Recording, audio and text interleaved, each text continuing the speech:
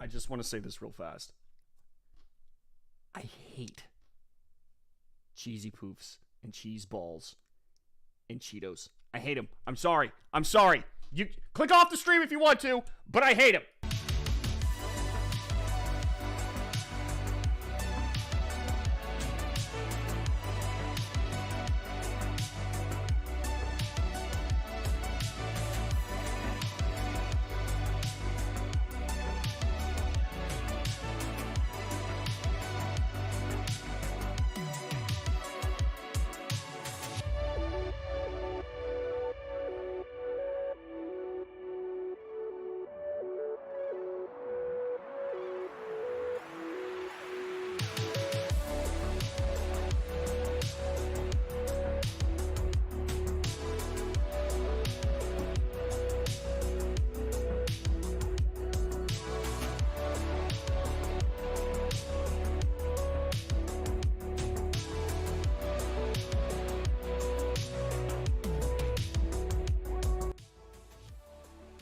Everything, Red.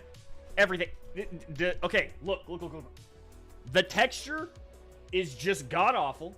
First off, I put them in my mouth, and they taste... well, the feel of it, I don't know. It's like powder that was pushed together into something, but it's like cheesy powder. And it reminds me of what would happen if, like, you took canned cheese, the canned aerosol cheese, turned it into a powder, mashed it together, and then you got, like, this disgusting little cheesy... Why does it sound like I'm about to watch some TGIF back in the 90s? I just don't like it. I don't know. There's something about Cheetos that I cannot... They don't do it for me. They gross me out. They gross me out. Y'all can disagree with me all you want, and that's fine. But I, for one, just do not... Ugh. Fake cheese. Fake cheese grosses me out. American cheese does the exact same thing. I hate American cheese. Absolutely hate American cheese. It's bleh. Bleh. I'm clicking off now. What's up, Nee? Nee? You have such an intense dislike for Cheetos that you'd say you hate them. That's it. I'm gone. Away! Away with you! I'm just kidding. Come back. I will eat Cheetos on a dare. That's how much I dislike Cheetos. You have to dare me to eat them. But I will not spend a dime. The last time I actually said I hated something, this is a true story. The last time I said I hated something, I was on Mojo 50 on the radio show, and I said I hated peas. And this is not a joke. Listeners sent it to the station, an entire case of peas.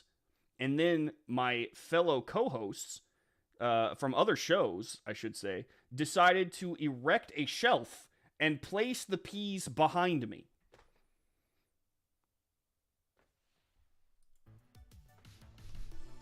That's a true story. That's a true story. The puffs are the crunchy ones. Yes. Yes. I don't like it. It grosses me out. Here's the funny part, though. I will do some very unethical things for a box of Cheez-Its. Cheez-Its are God's gift to humanity. True story. I love Cheez-Its, man.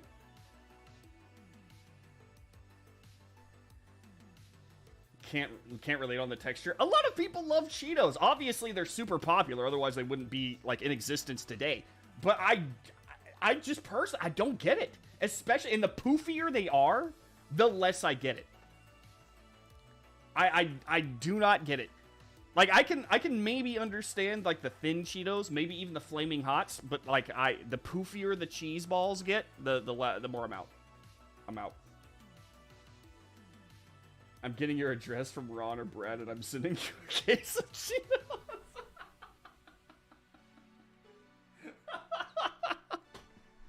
I'm so glad that we don't have, like, a, oh, God, what did we call it? It was Suspicious Package Friday. I actually kind of miss it. Suspicious Package Friday was every Friday on this radio show. People would send me just whatever. They would send me drawings of the show. They would send me, like, little knickknacks they had in their junk drawers just to do it. They would send me, like, one guy was sending me a puzzle piece or a couple puzzle pieces every show, every Suspicious Package Friday. And then eventually you had to assemble the whole entire puzzle. I got cool stuff too, actually. I got like an Ultra Instinct Goku pop figurine, whatever they call them. I do miss those days, man. I do miss those days. You dare me to try triple extra FH Cheetos?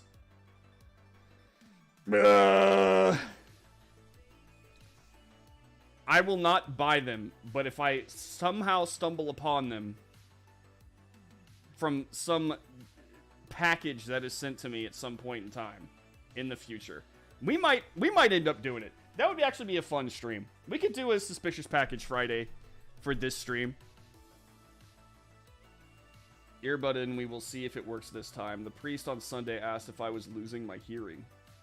Dude, I am. I 100% am. I remember that. Amused me to no end. Cheez-Its are really good. Cheez-Its are the best. Easily the best. I do like the hot and spicy Cheez-Its too, Brendan. I haven't tried those. Are they that good? I should try them. You have to get a P.O. box. Yeah, no, I'm definitely going to get a P.O. box. I'm going to get a P.O. box and at some point in time in the future. And we will have a Suspicious Package Friday. I think that'll be a really fun stream. You should do it again. Yeah.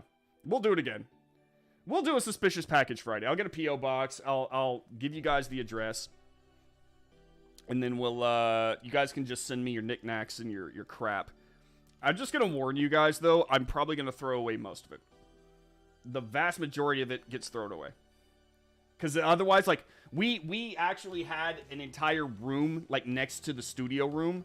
It was a closet, and it started out relatively empty. But by the time that we were done with Suspicious Package Friday, like, as a bit, it was stocked with just all of y'all's crap. SPF the return. I did a deal for Brandon's Twitch deal where I did Flaming Hot Cheetos ice cream. Y'all remember that? Bro. That's right, you did. I do remember that. I do remember that. You were like our field reporter. Don't forget that you kept getting drumsticks. Oh, yeah. Oh, I remember the drumsticks. If we send you something, will you try it on air? Yes, that's actually part of it. Okay, so here's some of the things that I've gotten on air. And then we got to move on. Because I have some things to get to today. So, I have had to try crickets on air. They were like the roasted crickets. So I have actually had to eat bugs before. And let me tell you, I'm not a fan. I've had to eat chocolate that was molded from a place where the sun don't shine. That's honest to God truth. What else have I tried on air that was just like, oh my God, I can't believe it. There was like one other thing, and now I can't remember what it was, but it was just like it's too. Y'all abuse it. Y'all abuse it. Yeah, no sex toys. Yes, if you like regular cheese, hot and spicy ones, we'll have you eating them all day. Good. I love spicy food. I'm going to send Brandon a package of Delta 8 gummies. Only thing, you have to eat them at the beginning of stream. Delta 8 gummies? I'm already scared. I'm already scared. Are they like the gummies? Like the Haribo sugar-free gummies? Or are they gummies from, like, say, Planet 13? I don't think I was here for the FH Cheeto ice cream. Oh, no. That was the Twitch stream. Twitch.tv/the Morse code. Twitch.tv/the Morse code. We get into some wacky stuff there. Okay. So I have some good news for you guys. I decided the other day that we needed a new character, a new face. Not a face. You won't see his face. Or I don't even know if it's a he. It's because it's a machine. Because it's a machine. Sometimes I need help on the stream. You know, sometimes I call someone a senator when they're a congresswoman. Sometimes I'm muted and I don't know it. Sometimes I'm just me and I need to stop being me. So, and also sometimes you just need some funny commentary. So, ladies and gentlemen, I decided with the help of Noob that we needed to have a character, a fun little assistant, if you will, on this stream to help me out. Because being a streamer is a big job. It requires multiple people. You think I just do this by myself? I don't. Okay, so ladies and gentlemen, I would love to introduce you to none other than Red State Bot. Red State Bot, how are you doing? Oh, he's got to go through his boot up process.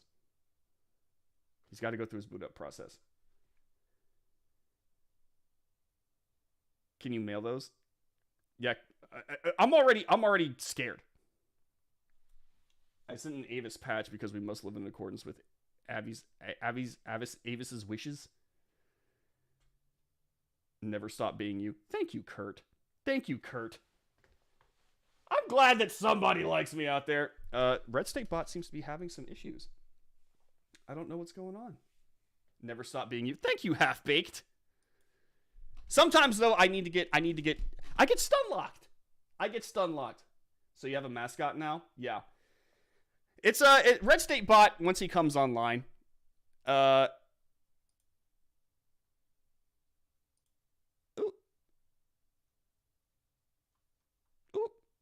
Once Red State Bot comes online, you'll see what I'm saying. Red State Bot's having an issue. Perhaps he'll come in here a little bit when it's not awkward, and I'm dead aired.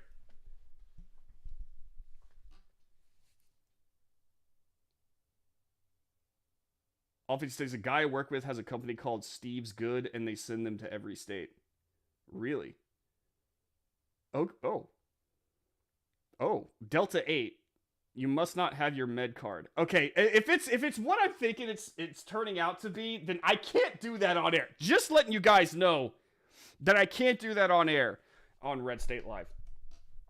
Twitch.tv/the Morse code. While we're waiting on Red State Bot to get it together. You have your card since 2008? Wow. I have had one experience with that. And I can tell you that I'm not the biggest fan. I'm not. And that's going to make me sound, Brody, you're such a party pooper. I have never liked that feeling. I never have liked that feeling. I'm okay. I don't even like being drunk. I'm okay with being buzzed, but I don't like being drunk. True story.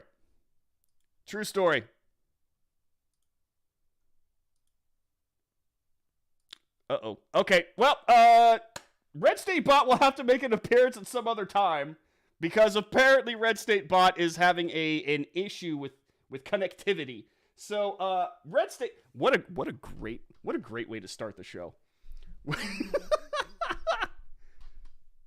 This is why I love live streaming. We have to do all this on the fly. And sometimes it crashes and burns, and sometimes it succeeds. When it succeeds, it's awesome. And when it crashes and burns, it's hilarious. So, I don't lose, really. I don't lose. We can move on. Let's talk about some stuff today. Today,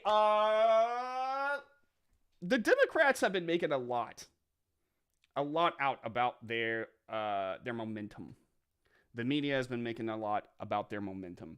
And for some reason, it always struck me as strange because if you actually looked at the polls, they claimed that they are gaining momentum because of the Roe v. Wade decision, right? That the termination of abortion has turned everyone against Republicans. Yet, if you looked at some of the polling, the decision actually didn't make as many people mad as you would have thought. Democrats did not actually see that big of a bump in approval because of the abortion stuff. Many Americans did not like the idea of abortion on demand as the Democrats sold it. And so it got strange. It was strange to me, especially. I was like, how are they gaining this much momentum from the abortion, from Roe v. Wade's collapse?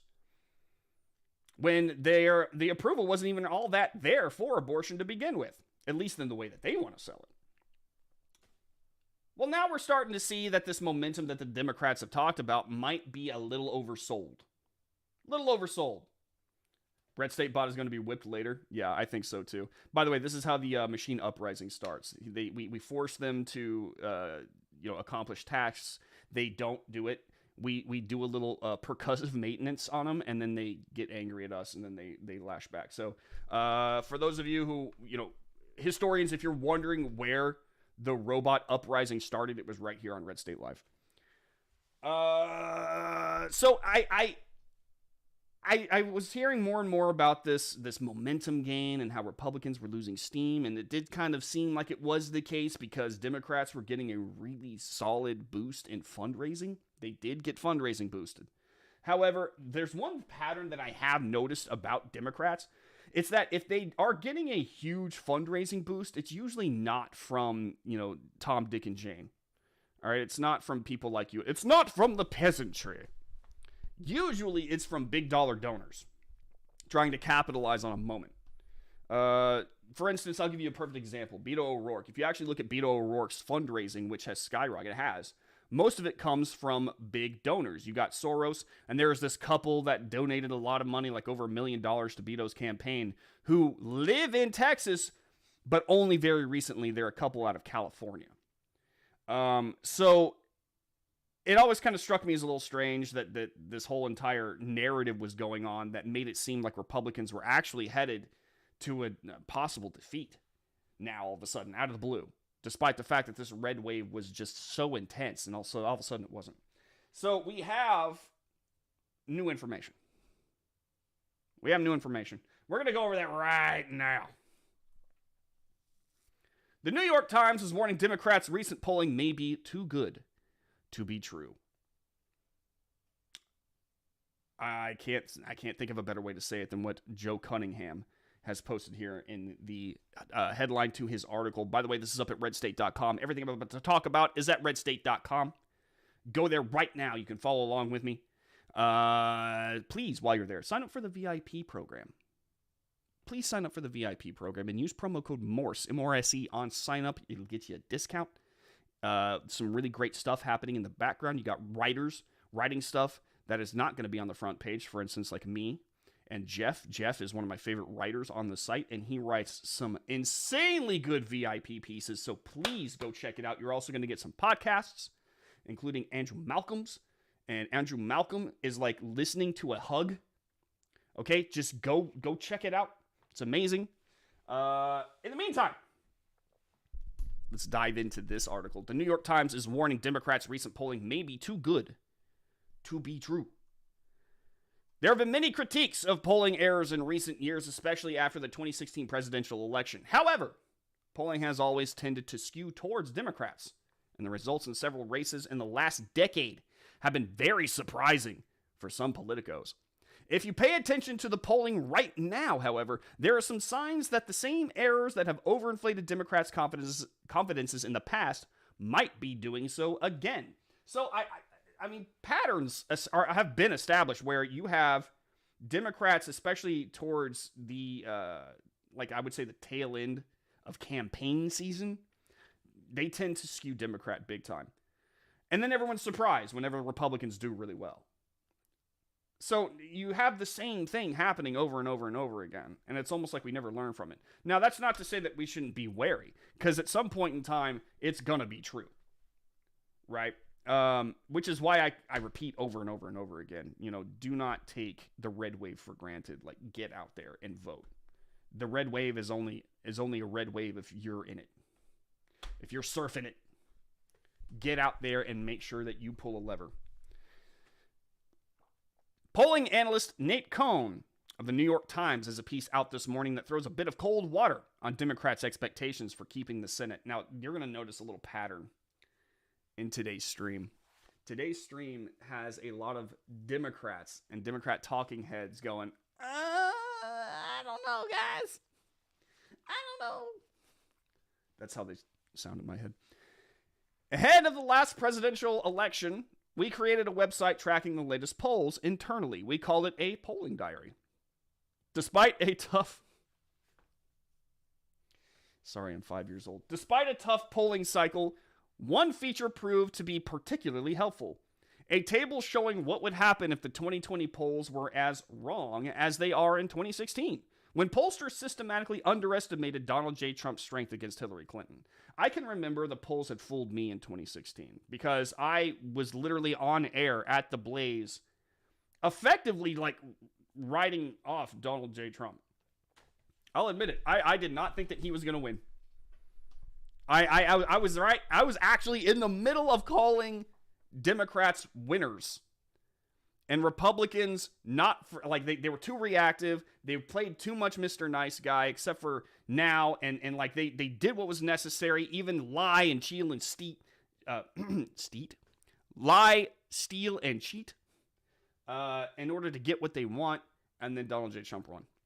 Egg on my face on air, which, you know what? I was never happier to be wrong. We created this poll error table for a reason. Early in the 2020 cycle, we noticed that Joe Biden seemed to be outperforming Mrs. Clinton in the same places where the polls overestimated her 4 years earlier. That pattern didn't necessarily mean the polls would be wrong. It could have just reflected Mr. Biden's promised strength among the white working class voters, for instance, but it was a warning sign. That warning sign is flashing again. Democratic Senate candidates are outrunning expectations in the same places where the polls overestimated Mr. Biden in 2020 and Mrs. Clinton in 2016. So what we have here is a little bit of overconfidence. And it didn't help that Republicans, like establishment people like Mitch McConnell, were out there going, oh, well, I don't know if it's going to be very good for Senate Republicans this time around because there's just lackluster candidates. So it fed into this idea that Democrats were actually going to be far more powerful going into 2022 than they actually were. But if you look at patterns and you look at polling, it looks a little bit like maybe there's a bit of hubris happening here. Maybe there's a little bit of an off chance, just an off chance, that Democrats are a little bit more cocky than they should be. Cohn points out that Wisconsin currently looks like it's very in play for Democrats, where incumbent Senator Ron Johnson is in trouble according to the polls. However, he then explains that Wisconsin was ground zero for polling error in 2020. Polls during the presidential election cycle overestimated Biden's strength by 8 percentage points. It raises the possibility that the apparent Democratic strength in Wisconsin and elsewhere is a mirage, Cohn explains, an artifact of persistent and unaddressed biases in survey research. Biases make an appearance everywhere in politics. You can't not have it. Because every single person who does this from a human, fallible position. We'll say that. Even algorithms, if you were to create a bot whose entire job was to go out there and get data and information from voters about where they're leaning, who wrote the algorithm for that robot? Bias appears everywhere. And a lot of these polling places, a lot of them, skew left. And so that's where where the polls tend to go. And it happens every single time. They overestimate Democrat chances, and somehow Republicans either come very close to defeating them or defeat them outright.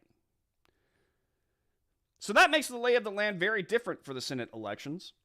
Polling in Georgia is solidifying for Herschel Walker over Democratic Senator Raphael Warnock. What's more, Sen. Catherine Cortez Masto of Nevada is at risk of losing to Republican challenger Adam Laxalt. Arizona, a traditionally red state nonetheless, sees Mark Kelly battling for his career against Blake Masters. While Kelly is polling higher in Arizona right now, Cohn's data shows Arizona overstated Biden's support in the state in 2020, as did Pennsylvania, where Mehmet Oz and John Fetterman are fighting over an open seat. If Pennsylvania falls to the Democrats, winning any two of the other seats means GOP control of the Senate. If Cohn's analysis is correct, you could see the GOP win all three. Part of me hopes, this sounds petty. Part of me hopes that we do win all three just so we can all look at Mitch McConnell and go, shut up! But why does this continue to happen? If the polls are wrong yet again, it will not be hard to explain. Most pollsters haven't made significant methodological changes since the last election. The major polling community post-mortem declared that it was, quote, impossible, unquote, to definitively ascertain what went wrong in the 2020 election. The pattern of Democratic strength isn't the only sign that the polls might still be off in similar ways. Since the Supreme Court's Dobbs decision on abortion, some pollsters have said they're seeing the familiar signs of non-response bias. When people who don't respond to a poll are meaningfully different from those who participate, creeping back into their surveys. Brian Stryker, a partner at Impact Research, Mr. Biden is a client, told me that his polling firm was getting, quote, a ton of Democratic responses in recent surveys, especially in, quote, the familiar places where the polls have aired in recent cycles. It's not a guarantee that the polling is as wrong as it was in the past, but there are signs there. It's a heavy dose of cold water on Democrats that believe they are seeing a polling surge in the wake of Dobbs' decision and legislative victories for their party. But, as Cohn says, it could very well be a mirage. I'm having some flashbacks here. I can remember a very, very, very, very cocky 2016 Democrat Party. And they had a lot of people fooled, including me, that they were going to win. All the polls pointed toward it. There was vitriol online, Google searches, and now we know that a lot of that was manipulated, not just on Twitter's part, but we actually had a lot of information come out of Google, how Google manipulates it in order to interfere in the election. I'm seeing a lot of people pointing towards information that says that the Democrats are far more powerful than they probably actually are. If I'm a betting man, I'm willing to put money on the fact that a lot of these Senate races, a lot of these races in general, are probably a lot worse off for Democrats than many think. And this could do one of two things. It could embolden Democrats and say, oh, well, we have the momentum. We need to use it. We all need to get out there. And they will manifest this victory into reality by just putting it out there into the universe that, hey, we have the momentum. Let's use it. Y'all thought that y'all were demoralized. Y'all thought that y'all were on the losing side. No. You're on the winning side. You just got to get out there and vote. It could also have the alternate effect of tripping up Democrats who will suddenly get cocky and be like, I don't need to go out and vote. They'll do it for me. We got this tied up.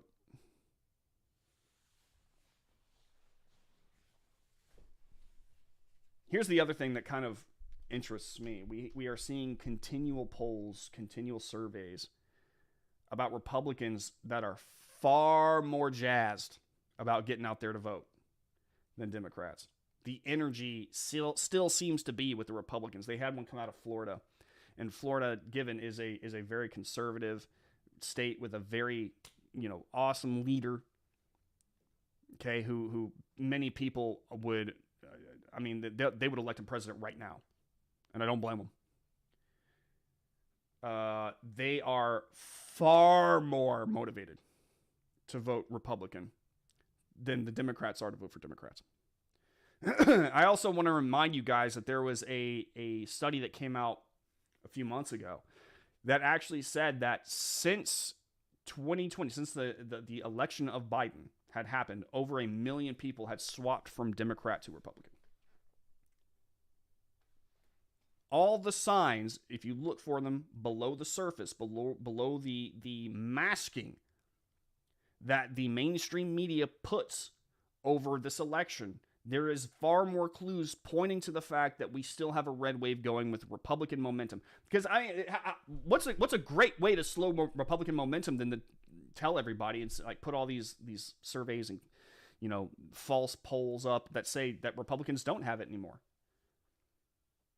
Because a huge loss of momentum actually starts to create infighting, and infighting does kind of it kind of hinders the party a little bit.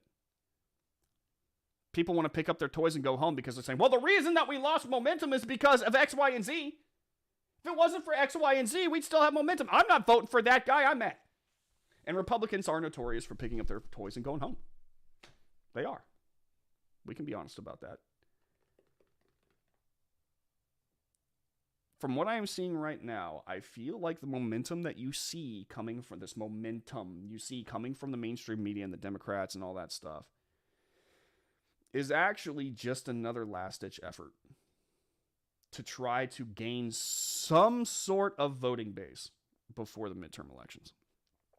They are trying every dirty trick in the book. I don't see this being any different. I really don't.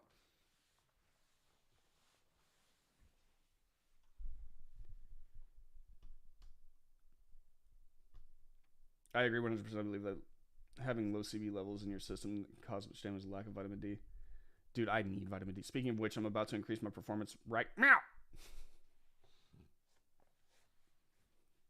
What's up, Comics Division? How you doing, man? Welcome. By the way, Comics Division, glad that you're here. I am going to be on Comics Division's show tonight.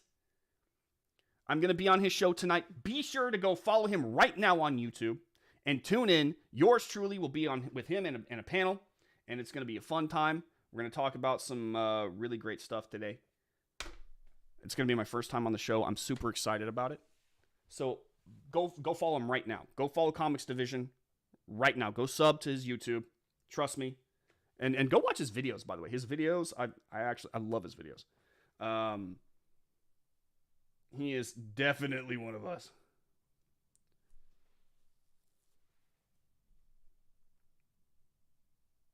Malfunction Tech, welcome to the stream.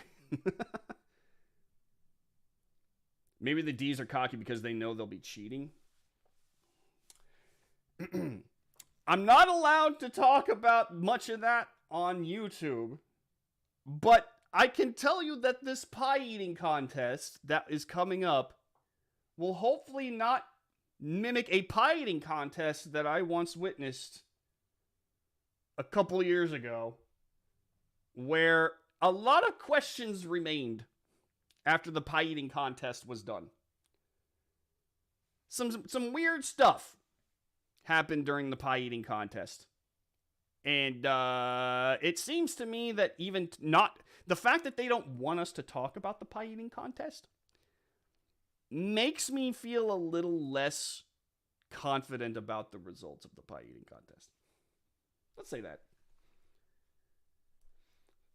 Polls are always wrong until they aren't. We thought that the polls was off by 3 to 5% in 2012, but it turned out to be pretty accurate that year. Since 2012, though, the polls have been crap. I can remember thinking,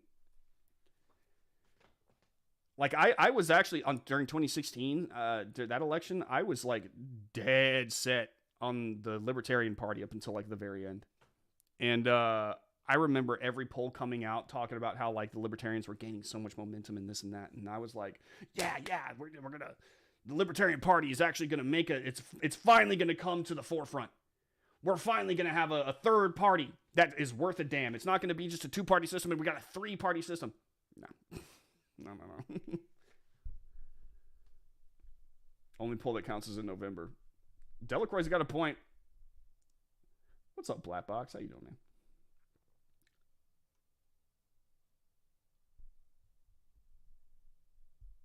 Sorry, lost y'all for a spell. Well, welcome back.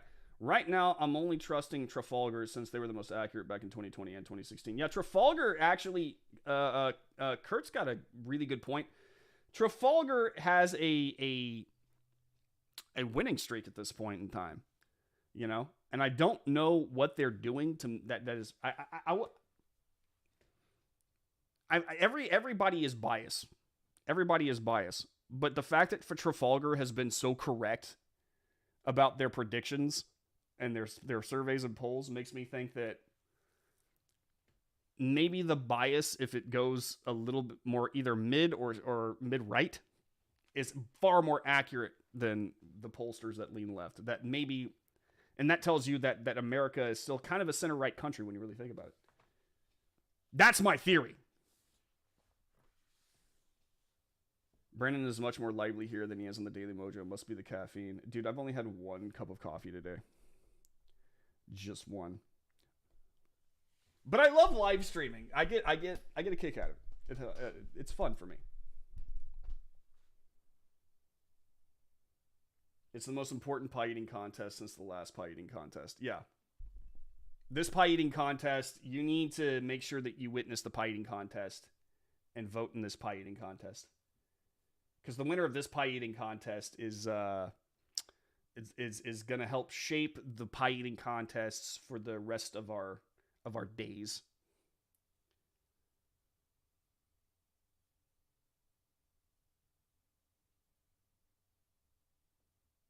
Pie.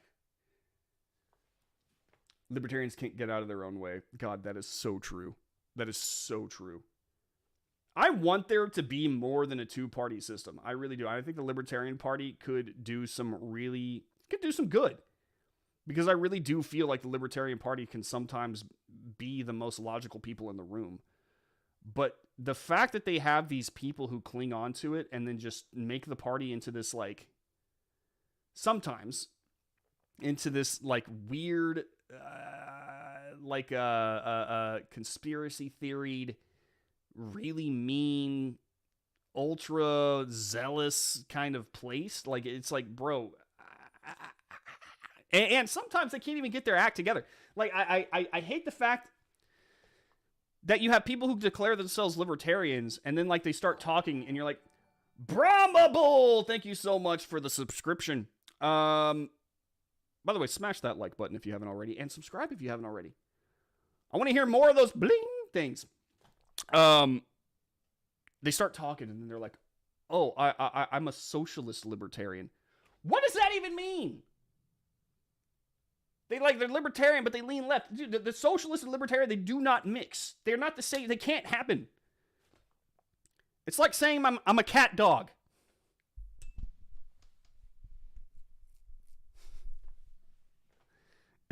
It's like, I don't know. It's so dumb, dude. If you're a libertarian, then you believe in liberty. You believe in the choice to do whatever you want to do. With it's not necessarily anarchy; it's minarchism. Okay, it is a very, very thin government that is almost, to be honest with you, more of a clerical role, while everybody does what they do within the bounds of reasonable law. Okay. If you sit there and go, I'm a libertarian, but let me tell you what I think the government should be. I think it should be an overarching government that controls everything. Okay, bro. That makes sense. Total sense.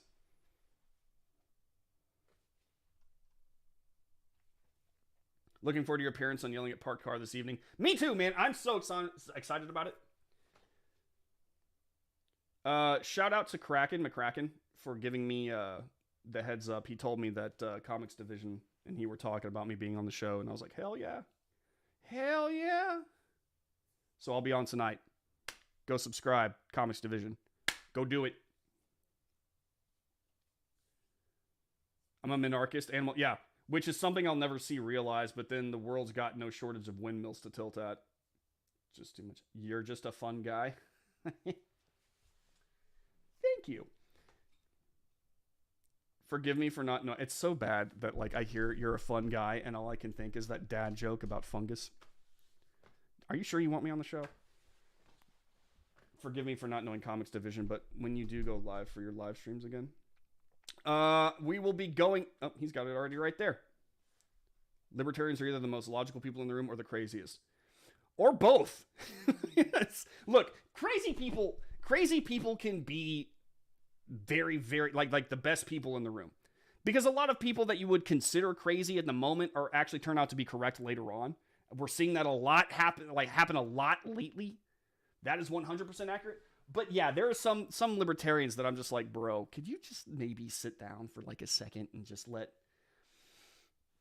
you know, you don't need to take your clothes off and dance around stage, bro. Come on.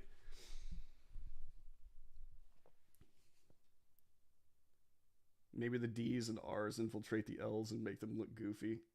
It's possible. There is some background. We're gonna have to go into this like on a different stream, because I've got like the Republicans and Democrats are definitely trying to keep libertarians from actually growing in power and keep them off of the debate stage. That is 100%. Like they changed some rules around so that libertarians basically will never see the debate stage. And if you're a libertarian and you want to debate on the big stage around with everyone else, like appear next to the primary candidates, you can kiss that idea goodbye, because you will never meet the threshold that Democrats and Republicans agreed to set for you. If you're a libertarian and you want to see the main debate stage, then you better get up on the Republican side, run as a Republican, and then you can like do what Ron Paul did or Rand Paul. Like if you like run that way, because then if you actually do make it, which still might not work, because they will try to make your life more difficult. Then you can get and talk at a Democrat for a while.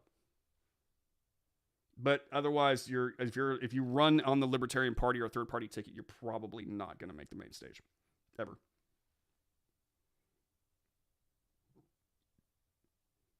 Monday at 9 p.m. CST and Thursday. I like the fact that he CST Central Standard Time, guys. The only time zone that matters. True fact. Dallas, Texas boy here. You know, we have NASA. I'm just saying, we launch rockets from here. We're CST is space time. Just saying.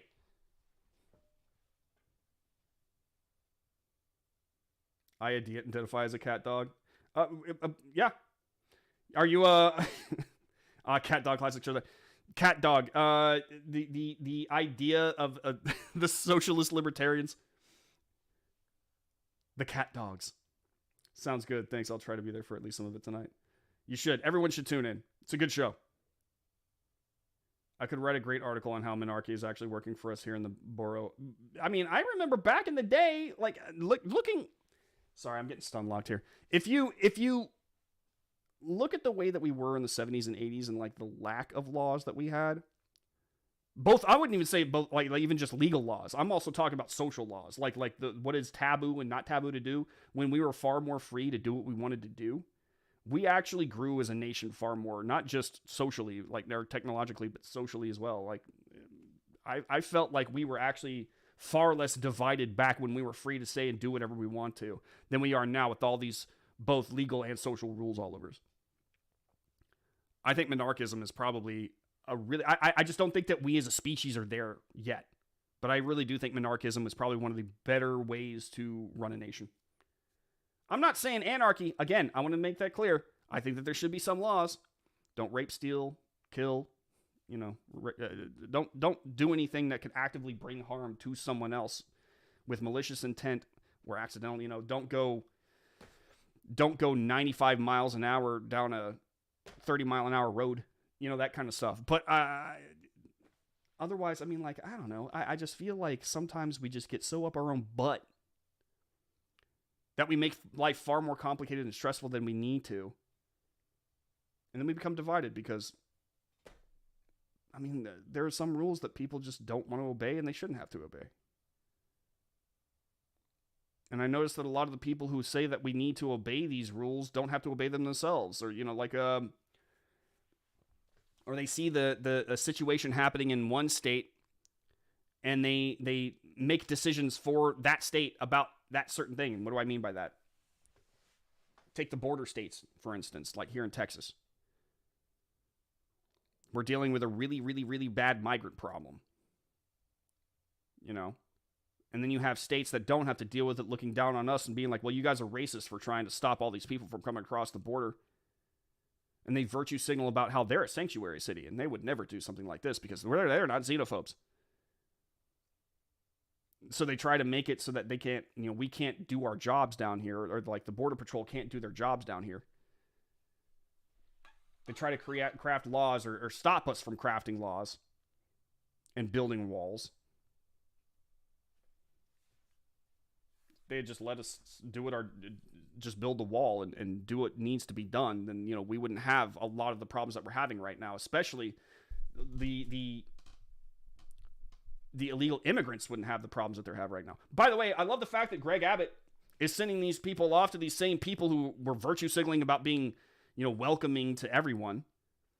All these illegal migrants that were just looking for a place to live and escape. Now that Greg Abbott's sending them to these places, these people are like, oh, well, this is horrible. How could he do this? I thought you were a sanctuary city. I thought you liked these people. Lori Lightfoot of Chicago made a huge show of welcoming the migrants. And then once she actually got the migrants into Chicago, she ships them off to a suburb of Chicago where a Republican is in charge. True story. That just happened. You have very little government interference. I'm moving to Alaska, bro. It's got cold weather, small government.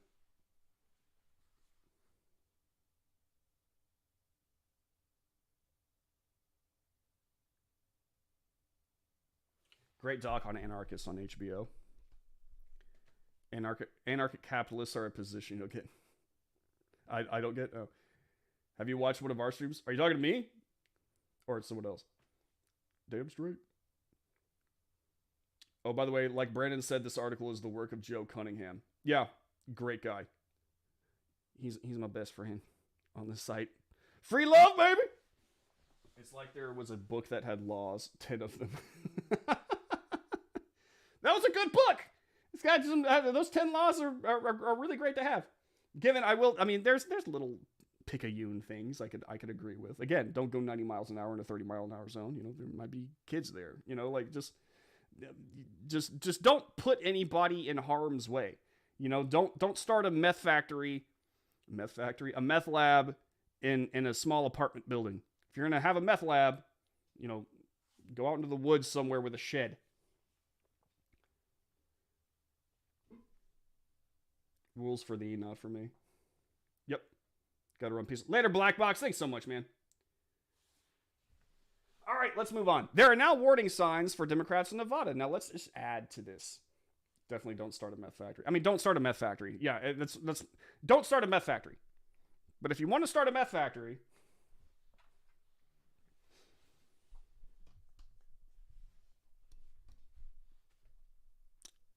I'm kind of a monarchist. Look, it's you. I do not like meth. I think it's absolutely awful. I think it ruins communities. It ruins lives. Don't start a meth factory or a meth lab. Don't start one of those. But if you want to make meth and you want to do meth, then you know what, dude? You do you. Just keep it away from everybody else, all right? Senator Catherine Cortez Masto, by the way, this is also from Joe Cunningham. Senator Catherine Cortez Masto took over a Senate seat in Nevada that used to belong to the Harry Reid. Reid, who commanded a lot of influence in the state, was a force to be reckoned with. But ahead of the 2022 midterms, Reid's former seat could land in the hand of Republicans. That would be hilarious. Adam Laxalt. is the Republican challenger in the race against Cortez Masto, and despite her incumbency, she has not been able to escape the margin of error in all recent polling. There are signs even that Cortez Masto is looking to rally her own forces and to try to squeak by in November. Given that the polling data showing advantages for Democrats might be a mirage, according to the New York Times, the polling may actually be worse news for the incumbent Democrat than she might think. NBC News is reporting that LaSalle's strategy, focusing on economic pain more than any other issue, may be working, and that Cortez Masto might very well be on the ropes. It's about the economy, stupid. Nancy Pelosi says that, people vote, from their dinner table, and she is right. She's not wrong. And right now, the dinner table is looking a little more sparse than it typically does, and things are a little tighter than they typically are in the wallet. And we know where the blame goes. It's not hard to figure out. So the fact that you have a lot of Democrats right now trying to make it seem like the economy is far better off than it actually is should tell you a lot about how, just blatant, flat out lie, obviously. And the fact that you have some Democrat talking heads, some leftist talking heads in the media trying to back away from the Democrat Party and actually call some of this stuff out tells you that it's actually a losing strategy, or it's a losing point for Democrats. You have Democrat politicians trying to sequester themselves off from the Biden administration and put all the blame on them for the current state of our economy. Tells you some things.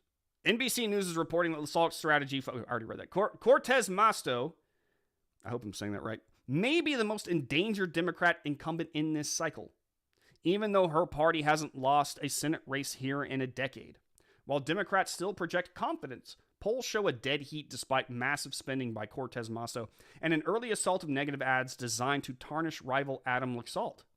This is definitely our best opportunity at any point in the last 14 years, said Jeremy Hughes, a Republican consultant who has worked on the Nevada races. Hughes cited GOP gains in voter registration, a trend of Hispanic voters drifting away from Democrats, and rising prices of gas and food as the key forces propelling Republicans. Let's take that and also add on top of the article that we just read, which states that the polls tend to skew Democrat anyway. So if they're in a dead heat, according to polls, Republicans might actually have an advantage here.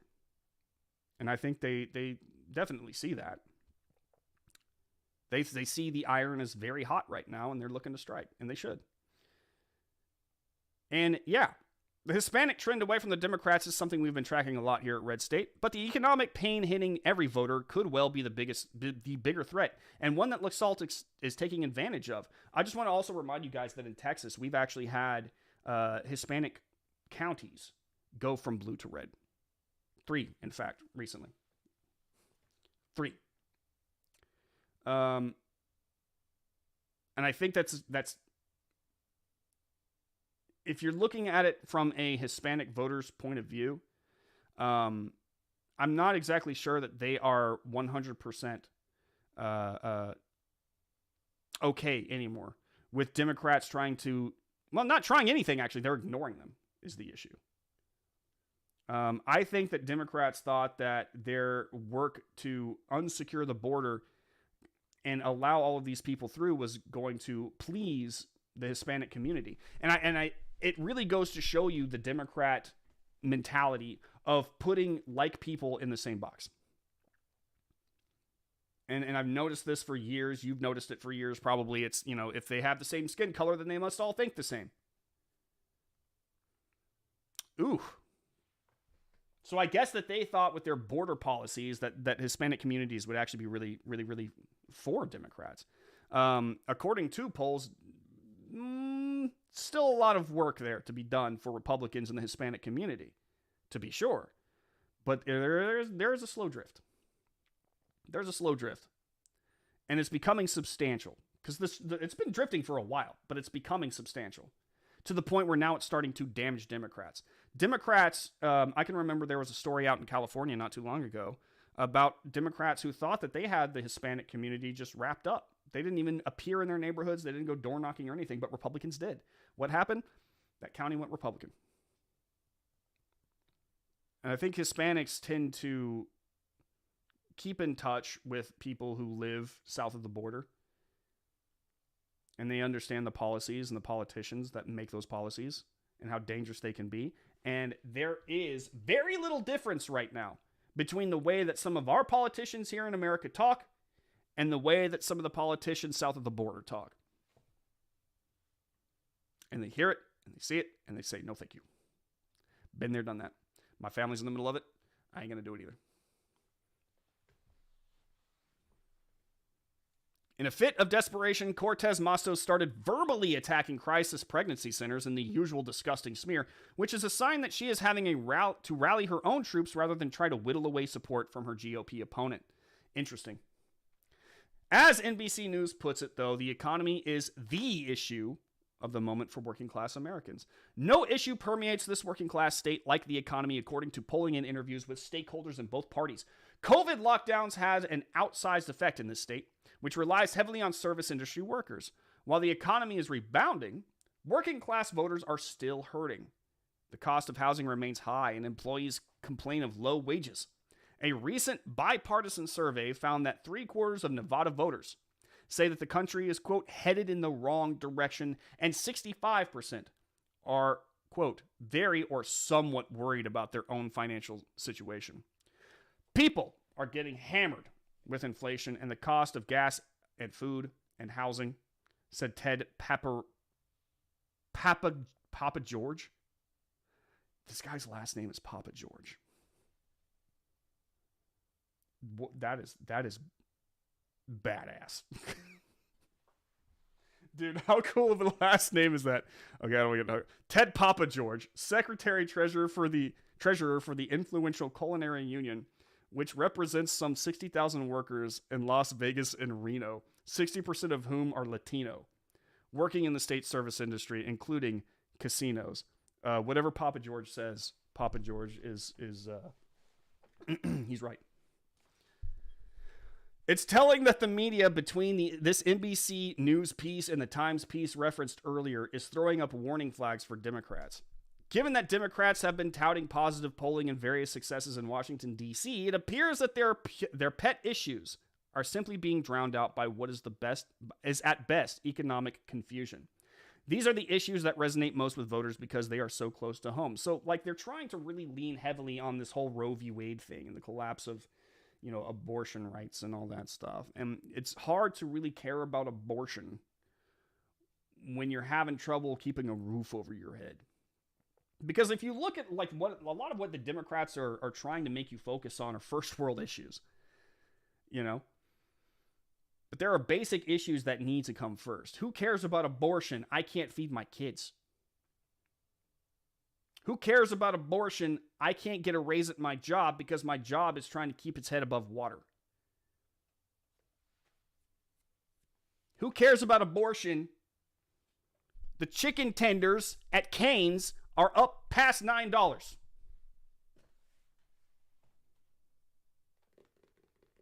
That's actually a thing. I'm very angry about it.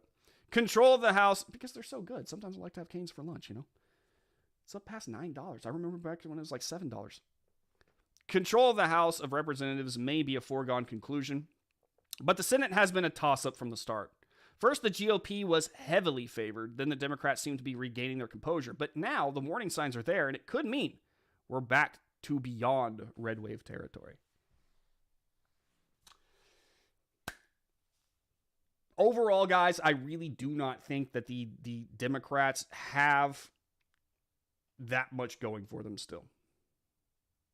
I'm not saying that it hasn't affected the polls in some way, shape, or form. This, the Roe v. Wade issue, some of these, all this talk about MAGA Americans or Trump MAGA, whatever he calls them, the ultra MAGAs that Joe Biden likes to try to scare everybody with. I'm not saying it hasn't worked on some people, but I do not see how, at this point, scaring people away from Republicans with promises of Trump's return is helping Democrats. Because at this point in time, and according to some polls I've looked at, people would be completely okay with that. They're definitely okay with Republicans retaking Congress.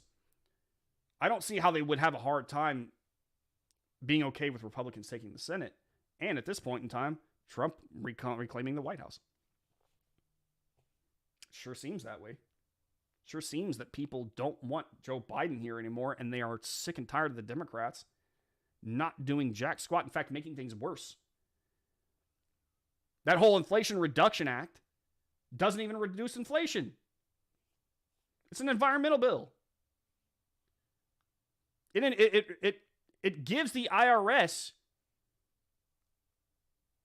over 80,000 new employees, spends billions, stuffing billions of dollars in cash over the course of 10 years. What does that help?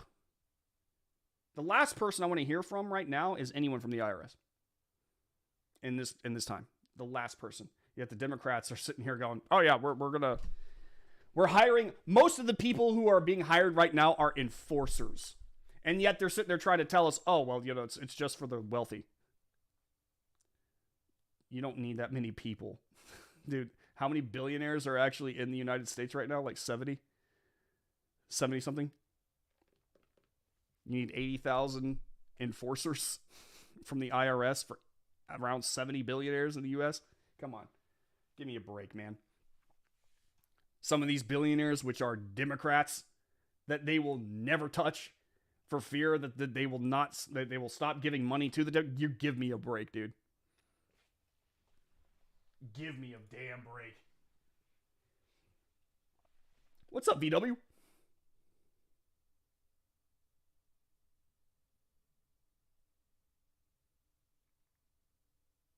What up, Lord Jim? How you doing, man? Diversity of thought. What's that? No, they would never know. Random thought. I can imagine an alternate universe where this channel is called Blue State and that Brandon is the far left. I would talk like this, and I would have thick glasses. I don't even have to wear contacts, so I don't know why I would have that, but I would have it. And I just make proclamations all day that everyone is racist. Except, well, no, even me, because I'm white. And I have privilege.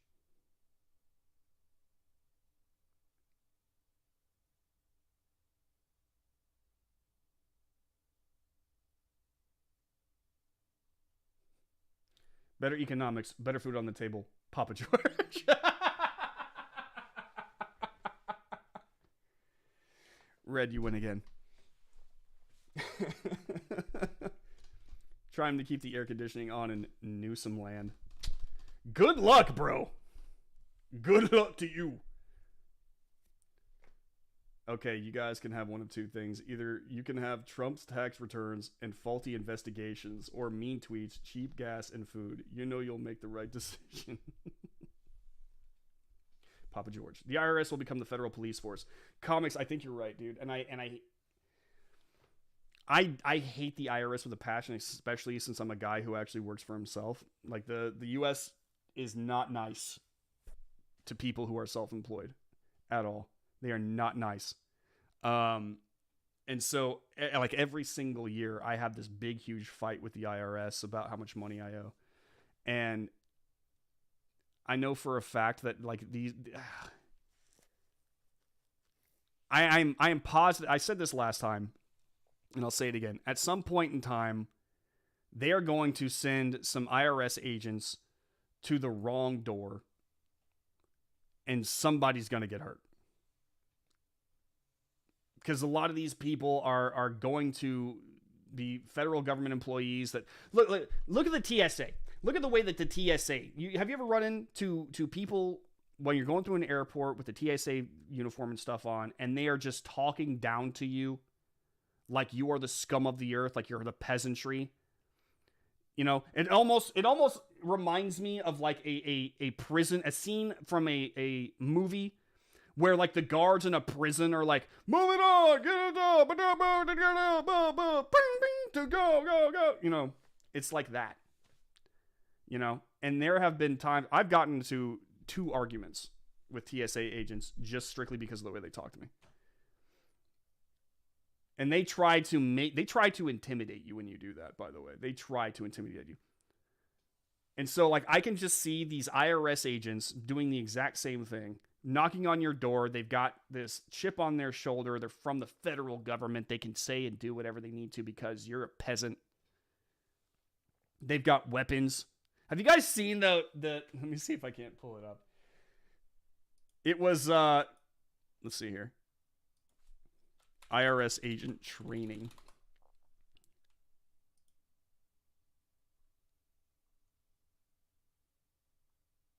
It was like they were, and I don't know if it was, no one ever like said it was fake.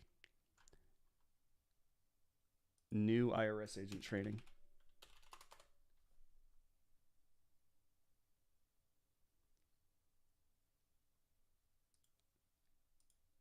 Is it this one?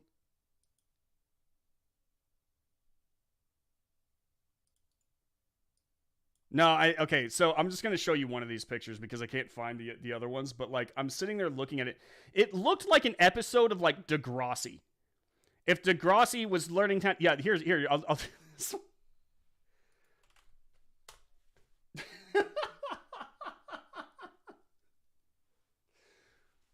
on the next episode of Degrassi IRS. They've got their little, they were like learning how to shoot their little, or like point their guns and stuff. Why are IRS agents that look like they just graduated from high school learning how to shoot guns? Why? Can anybody tell me, please? I'm telling you, one of these kids is with a little chip on their shoulder, okay, is going to come up and they're going to start saying and doing stuff to piss somebody off, and somebody's going to get hurt. They're going to try to draw their little gun. I within the next 2 years, guys, I guarantee you there's going to be a news report. There's going to be a news report. I will bet, chat, I will bet you $100, not $100 each. Just one of you.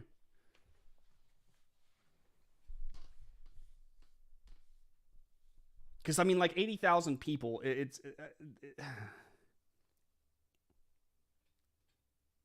there's no other reason to have 80,000 new people, most of which were confirmed to be trained as enforcers, to have that unless they are going out into the general population in order to effectively knock on people's doors and intimidate them. There's no other reason.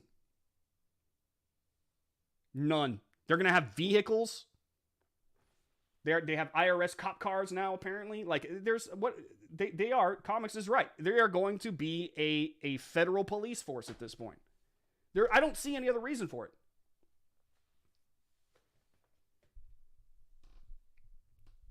That's the thing. I never thought the U.S. Secret Police would rise to the IRS. I thought CIA or FBI or something. I had put my money on the FBI.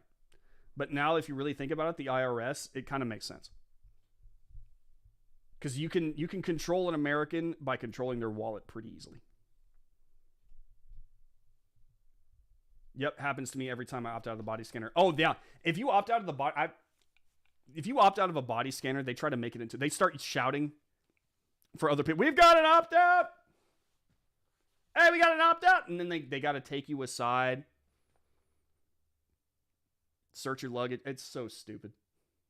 They try to make a big deal of it. Abolish the TSA. That's all I'm saying. LA, San Francisco TSA was exactly like that. El Paso were at least nicer and seemed like reasonable humans. There are some TSA agents that are very pleasant people and they're very nice. They're just there to do a job. I don't think that every single TSA person is a bad person at all. Right? I want to make that very clear. I think that the TSA it should be abolished. I think anything that has a 98% failure rate needs to go. And by the way, I don't know why we're still using the same tactics over all of these years. If the terrorist attack really, if they wanted to have another terrorist attack, now they know how the TSA operates at this point. They know what they're looking for and how to get by them. Okay? They can get creative. And besides, what's to say that they would try the same attack over again? We're going to be looking for it now from the airports. Okay? So, I do 100% believe that there should be security. Don't get me wrong. But how come we're not saying, all right, enough with the TSA, get rid of that. All right, because it's billions and billions and billions of wasteful dollars. Billions. All right, has a 98% failure rate. Why are we still keeping this? Get air marshals into the air.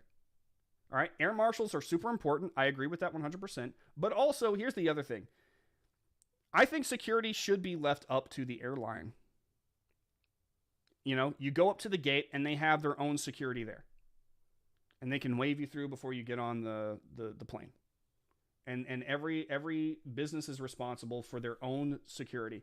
They can make it a big part of their sales pitch. Hey, we have the best security. Here's our process. It's quick, it's easy, but it's thorough. You get on our flight, you're going to be safe.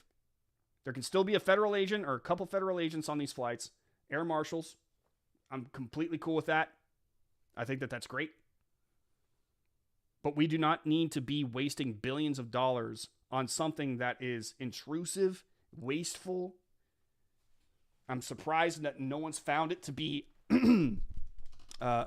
unconstitutional at this point. Like I don't know why we have it.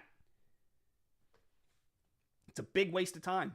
And now y'all also, sorry, I know I'm getting stun locked on this, but you also have these new systems in place.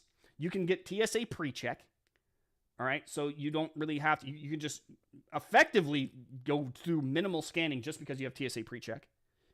Okay, there's also another one called Clear, which I used recently because I was in a hurry and it was free at the time. You sign up for Clear and all you really have to do is like scan your eyes. And then you walk through a, excuse me, you walk through like a metal detector. You don't have to take off your shoes or anything. It's just, you just go through it. I was thinking the entire time, I was like, dude, if I was actually a terrorist right now, I would be laughing my ass off all the way to the plane. It just goes to show you that it's nonsense. It's theater. It's safety theater.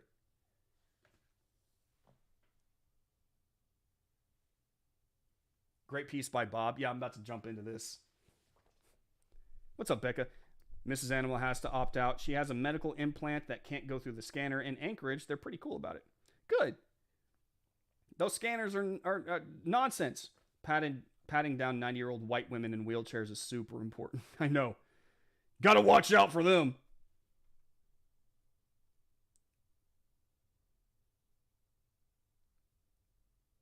The IRS training with 20-year-olds holding their guns wrong and yelling like invading soldiers. Yeah. On the next Degrassi IRS, Brad learns what it's like to actually shoot somebody. And it was Kathy's dad. Any presidential candidate believably running on a promise to abolish the IRS, FBI, and TSA should slay at the polls. I'd vote for him. But you want to get rid of the wasteful stuff going on right now? Like, get rid of most of them. We don't need. Why do we have a Department of Education? It's so stupid. That should not be a federal thing. Yep, they're providing arms training to the IRS agents. It's weird. The EPA has armed agents as well. Why does the EPA need armed agents? Shouldn't their vests be brown?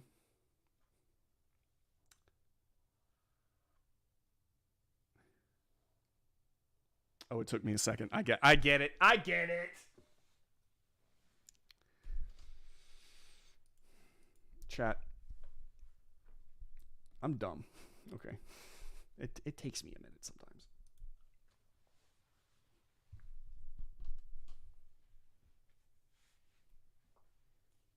It's about power. It's always been about power. How much intrusion are you willing to accept? That question is actually asked of you every election cycle. How much intrusion into your life by government are you willing to accept? And the Overton window has been creeping left for a very long time. Last year, a TSA clown started to get through my father-in-law's wallet? God dang, man. Did y'all hear about, like, this is one of the stories that I never saw it confirmed. It was a story that had been going around the news cycle. I think it was a few years ago. But apparently this woman, she was well endowed. Let's say that. And they decided to search her, and they straight up, and I mean, just pulled her shirt down, her boobs came out, and they were searching around, and then they were like, okay. And whenever the lady complained about it, because she was clearly like mortified, and she should be, there was a TSA agent nearby, and when she was complaining about it, and he said something about, they came out, I'll have to watch the replay later.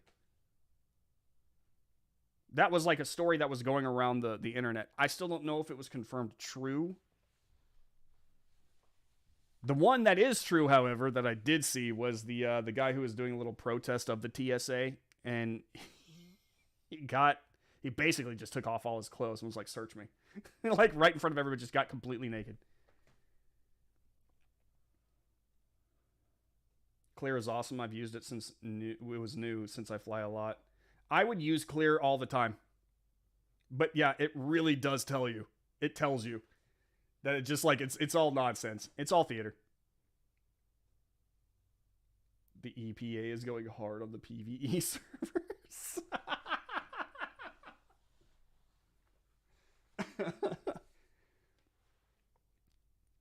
Back in 1996, Steve Forbes did a run on abolishing the IRS, and he didn't slay.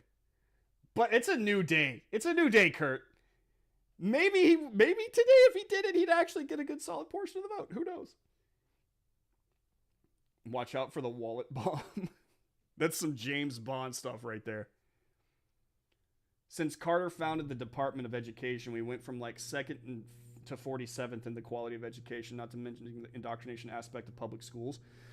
That's crazy. That's crazy, but it's understandable.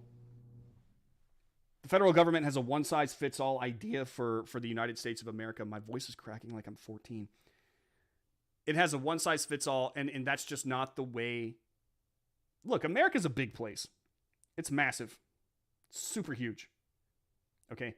If you are trying, and on top of that, because it's so big, you have cultures within cultures. Every state basically almost has a different culture. All right? To say that the same thing in the same standards in New York work for the people in Texas is absolute lunacy. To say that Idaho and Arizona should have the exact same way of governing themselves is absolute lunacy. The same exact laws, like if New York says, well, we should make it a lot tougher to get guns here. People in Montana or Alaska would be like, what the hell? I need those guns to protect my property from wild animals. Well, that's too bad. Call an authority figure. As Animal will tell you, it takes them forever to get down there. It doesn't make any sense. Federal government does not, like a federal oversight over every little thing makes absolutely no sense, especially in a country like America, where you have so many different cultures, so many different people with so many different beliefs. Even bigger states like California actually isn't all blue. Did you know that? There are places in California that are pretty damn red. And to say that the same rules and laws that apply to LA should work in like, I don't know, Northern California is dumb.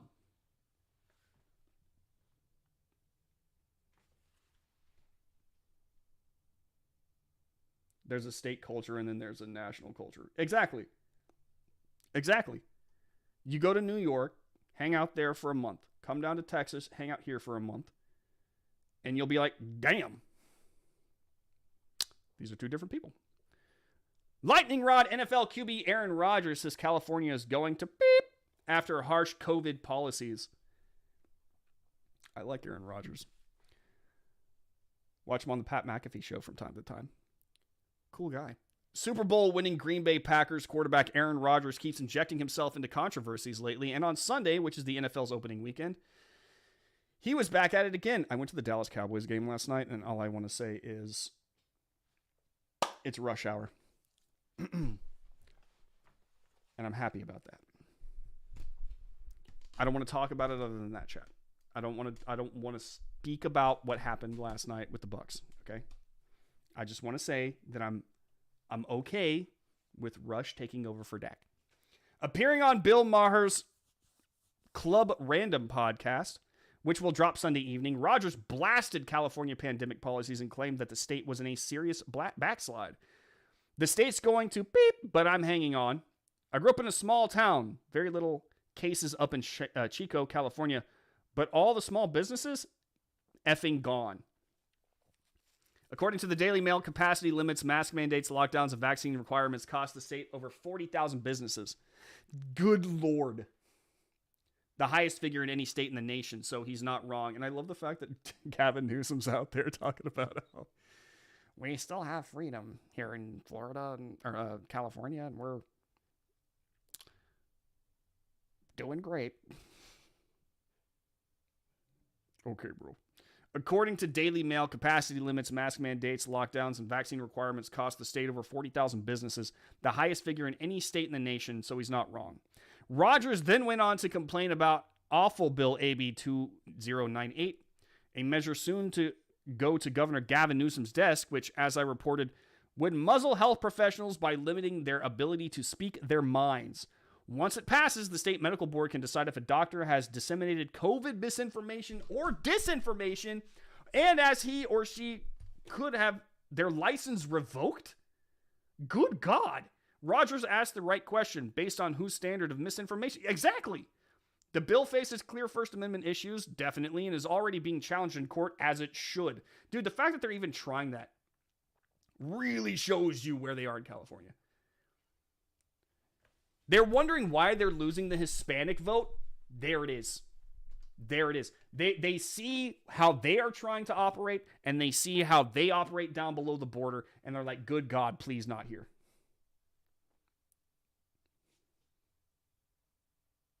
God, they are the hubris. The hubris of saying, well, if I think you're wrong, you shouldn't be able to say a damn thing. And also, you should lose your license and your career would be destroyed. Dude, go to hell. Journalist Katie Grimes wrote in the California Globe about the chilling effect of this law. Many medical professionals have called this definition medical tyranny. Exactly, it's good. Imagine if cancer was treated the same by this legislature. Is there contemporary scientific consensus on treatments? And are physicians threatened by the loss of their license if they try new treatments and medications for cancer patients? Bro, what happens? Okay, so you have a lot of people leaving California right now by the thousands, and they have been for about a decade, right? Like California is emptying out. Imagine if all of a sudden doctors start just disappearing out of California. They're like, no, screw this. I'm moving to Arizona. I'm moving to Florida. I'm moving to Texas. I'm moving to Montana. I'm leaving. I'm taking my practice somewhere else. Imagine a whole bunch of California doctors just leaving. California becomes like a medical wasteland. I will say that the people who actually end up staying will probably make it like big. They'll get a lot of money because, I mean, obviously they're going to have like a patient influx. But I mean, like, they're going to be overwhelmed. This is such a stupid thing to do. This isn't the first time Rodgers has trashed the state, appearing on Joe Rogan's podcast in late August. California's governor response that closed beaches and killed tens of thousands of small businesses. Dude, I love the fact that he's just willing to get out there and say that kind of stuff. The pair discussed the paddleboarder arrest. I remember that. Arrested in Malibu for violating the state's stay-at-home order, with Rodgers joking, he's passing COVID to the dolphins or what? Joe, they closed the beaches in California. They closed the beaches where I live in California and all around the coast. The quarterback may have been joshing, but LA Public Health is in fact now doubling down on their insanity by testing pets for COVID. Rodgers also mocked the governor's appearance at the uber expensive restaurant, the French Laundry, in 2020 as the rest of the state was under strict lockdowns and mask mandates. So yeah, he did that. Nancy Pelosi went to that boutique to get her hair did. You are peasants, and they are rulers. That's the way it is. And if you disagree, you're going to get visited by the IRS. Rodgers has always been an interesting guy, but he's sure not going to please everyone with this Maher interview. The HBO host has been notoriously left-leaning for years, but lately has been surprisingly intellectually consistent about positions classic liberals used to hold, like freedom of speech and the ridiculousness of wokeness. Still, he tried to provoke Rogers into condemning Trump, but the athlete wouldn't take the bait. Rogers says he's neither Democrat nor Republican. I'm a rational thinker.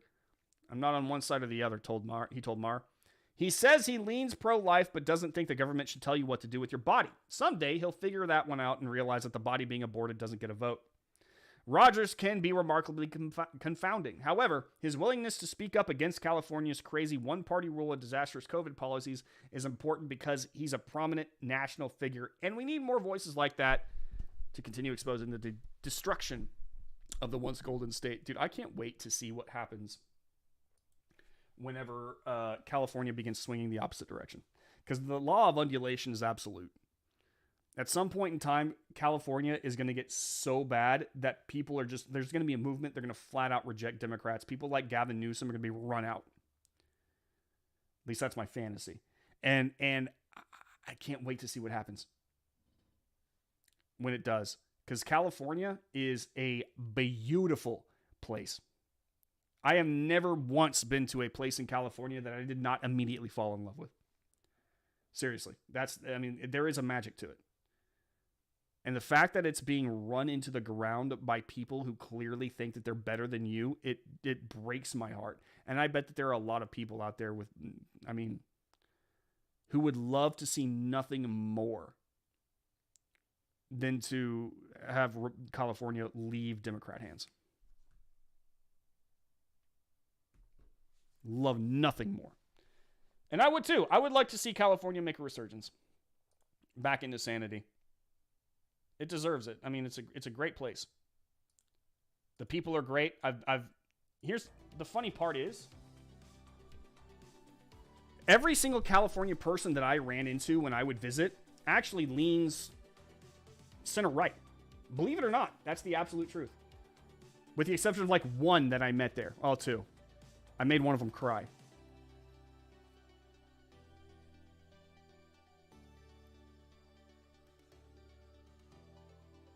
Where is he wrong? Even people in California say that. Yeah, you'd be surprised at how many people in California are like, this is nutty. This has got to stop. It's honestly amazing to me how like they still stay in power, but that's the power of LA. Pat McAfee was a commentator in WWE SmackDown until this last week. I didn't even know for a while that he was a big football guy. He's a kicker, wasn't he? Took me forever to remember the word, but those TSA bypass programs seemed like pure extortion to me. So I signed up for the to get the TSA pre-check, and they make you go through an interview process. They ask you a bunch of questions. I ended up not doing it, but I don't fly enough for that. At least not yet. I suspect Nerdrotic would mention it. Mention if he were here that Mrs. Nerdrotic's business being one of those 40,000. Yeah, didn't they have a comic book shop? Newsom left the strip clubs and post shops open, but closed the gyms and churches. He's just a doofus, man. Gavin Newsom is just a doofus.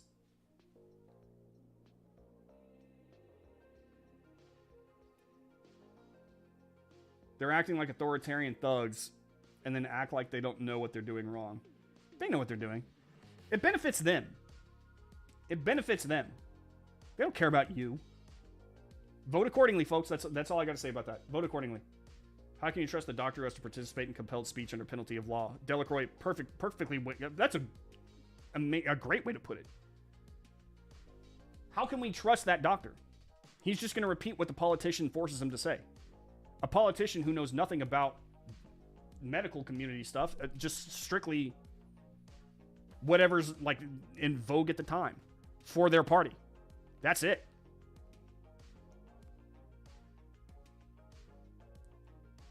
They closed beaches, filled in skate parks. Oh, I saw that. That was dumb. They went far, but they knew that like the skaters would just like give them the finger and do it anyway, so they had to fill it in. So stupid. California looked nice, terrible politics. My state of birth, New Mexico, also very pretty, terrible politics. I've driven through New Mexico one time and it was very pretty. About Colorado? God, I miss living in Colorado. I love Colorado. I tell my wife, we're going to wind up there. We're going to wind up living in Colorado one day. I've done a lot of work in California, you're right. Lovely scenery, salubrious climate. And let's be honest, many, many beautiful California girls. But the government there is barking nuts. Y'all, go check out. Y'all want to know, like, the people who keep California blue? Lauren Southern released a video today called Influencer or whatever, and go watch it. Go watch it. It's 100% a California voter. Yes, Pat McAfee also done a couple of matches in WWE. Oh, he's actually wrestled? That's pretty cool. I'm a big WWE fan. Love these streams. Wish I could chat more today, but I can't. Well, if I want to stay caught up. Well, guys, that's actually the end for this stream. So you're in luck. I'm in Colorado. You don't want to come back to the blue state version of it. No, I almost moved to Fort Collins from Texas because I lived in Denver for a while and I loved Colorado so much. I was like, I'm going to move to Fort Collins and live there for the rest of my days. And ended up not doing that, which sometimes I regret. Guys, thank you guys so much for hanging out with me today. What a fun show and fun conversation with you guys. I loved it. You guys are awesome. As per the usual, go to redstake.com. Everything that I talked about today is on redstake.com. Sign up for the VIP program. Pretty please. Use promo code Morse, MRSE on sign up. It really does help us out as a website. It acts as a sword and a shield against some of the people who would like us to shut down. Also, follow me at Twitter, at the Brandon Morse. Follow me on Instagram, the Brandon Morse Live. I'm active there sometimes. And in the meantime, guys, I will see you all on Wednesday. If you have anything that you would like to talk to me about or have me mention on air, by all means, please send it to my DMs. They are open. Slide on in. All right, guys. I will see y'all Wednesday. In the meantime, keep your head up. You're winning. True story. Or at least that's what that's what this whole entire stream is exposed, right? We're actually probably doing a lot better than they say we are. So keep your head up. I'll see you guys later. Peace!